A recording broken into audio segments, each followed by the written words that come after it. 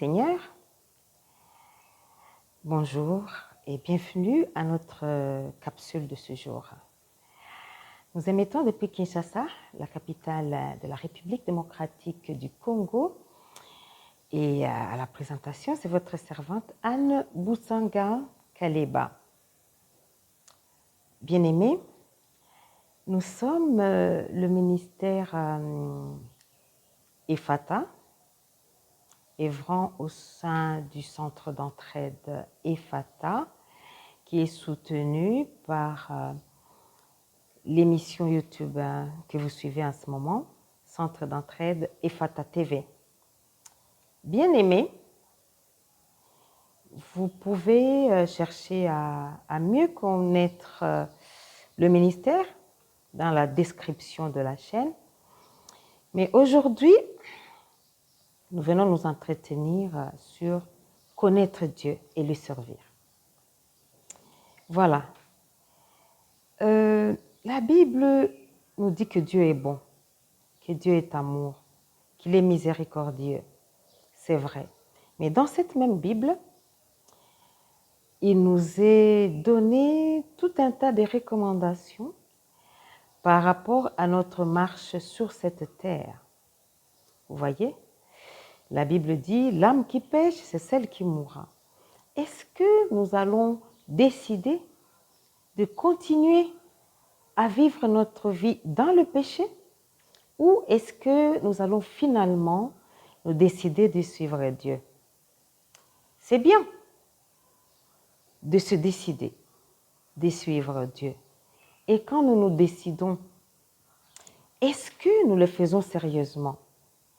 Parce que ma ville ici, Kinshasa, elle est réputée être une ville chrétienne à 90% de chrétiens. Et vraiment, ça se voit parce que les dimanches, nous remplissons les églises. Mais d'un autre côté, si nous regardons la vie dans la société, en tout cas, ce que nous constatons, c'est tout le contraire. Est-ce que nous avons vraiment rencontré le vrai Dieu, le Dieu de la Bible? Ça, c'est une question que nous devons nous poser. Mais aujourd'hui, vraiment, l'encouragement est de chercher à connaître le vrai Dieu, mais à ne pas s'arrêter là et à le servir. Voilà ce qui est très important. Moi, je pense qu'en nous créant, Dieu a un projet avec chacun de nous.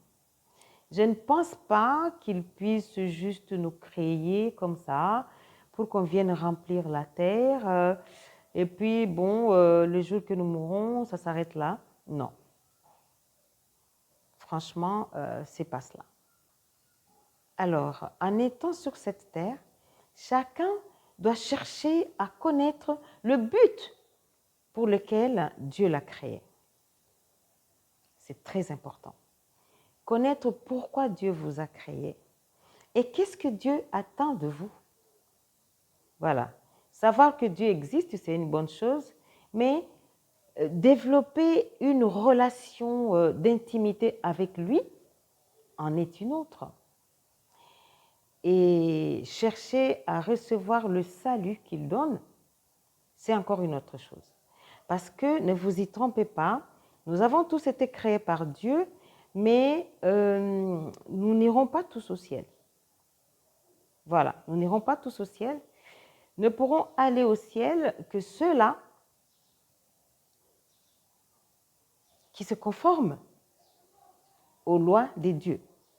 Les lois de Dieu, nous les trouvons dans la Bible et les pas pour y parvenir, pour les comprendre, nous sont donnés par les serviteurs qu'il a mis à notre disposition. Alors, est-ce que nous voulons en savoir plus sur Dieu? C'est à nous de faire le choix. Et voilà donc, le ministère EFATA vous tend la main. Vous qui cherchez à en savoir plus sur Dieu, eh bien, nous sommes à votre disposition. Vous pouvez nous contacter dans les liens de l'émission et nous vous dirons comment on devient chrétien. Nous vous dirons, nous pouvons même vous encadrer et faire avec vous les pas de la foi dans le Seigneur. Mais il y a aussi une autre chose, c'est que vous qui êtes déjà sauvés, et si vous voulez recevoir une formation, par exemple pour gagner d'autres âmes, nous sommes aussi à votre disposition. Nous pouvons vous donner des formations individuelles, c'est-à-dire vous nous contactez par les liens de l'émission et il y a donc un numéro de téléphone qui a un WhatsApp dedans et même dans les liens de l'émission, vous pouvez laisser un commentaire et avec peut-être des coordonnées et nous pouvons vous contacter. Et là, nous pouvons vous former individuellement. Nous pouvons aussi former les gens par groupe, ceux qui le veulent. Et voilà. Et donc, les formations sont gratuites et il y a des modules. Nous sommes à mesure de vous former, de vous encadrer, vous montrer comment évangéliser, comment gagner des âmes au Seigneur et même des affermissements pour vous conduire jusqu'à votre maturité, parce que nous devons savoir que dans la maison de Dieu, il n'y a pas de spectateurs. Ce n'est pas un match de foot où les joueurs sont en train de jouer et les spectateurs sont dans les gradins, juste en train de suivre le match, applaudir ou crier, et tout ce que nous voyons dans des stades. Non, ce n'est pas cela. En tout cas, dans la maison de Dieu, chacun doit travailler. Chacun doit travailler et c'est ça que j'avais dit tout au début. Chacun doit savoir pourquoi Dieu l'a créé. Bon, nous allons dans des églises, c'est comme si nous y allons seulement les dimanches, nous écoutons le pasteur, il parle, juste pour nous calmer la conscience et ensuite nous rentrons à la maison. En fait, ça ne devrait pas être comme cela. Vous savez, il y a beaucoup de choses à faire à l'église. Il y a des gens qui donnent leur argent pour soutenir le ministère, c'est bien. On peut construire le bâtiment avec votre argent, on peut acheter les instruments de sonorisation avec votre argent, on peut faire tout un tas de choses avec l'argent que vous donnez. C'est très bien pour des gens qui ont le don de libéralité.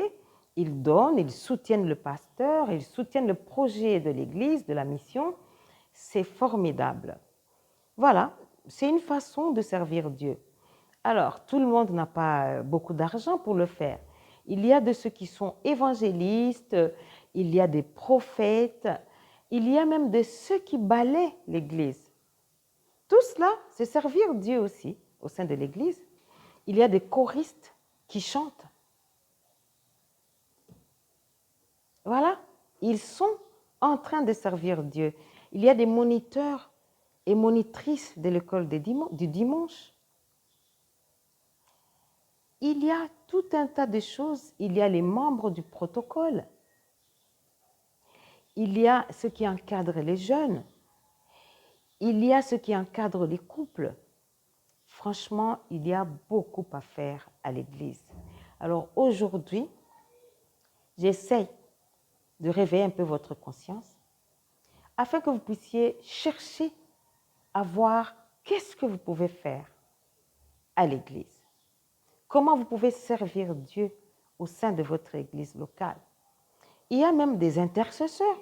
Donc vous êtes là pour prier pour le pasteur, prier pour les autres, prier pour les déroulements des cultes et des réunions. Tout ça, ça se fait à l'Église.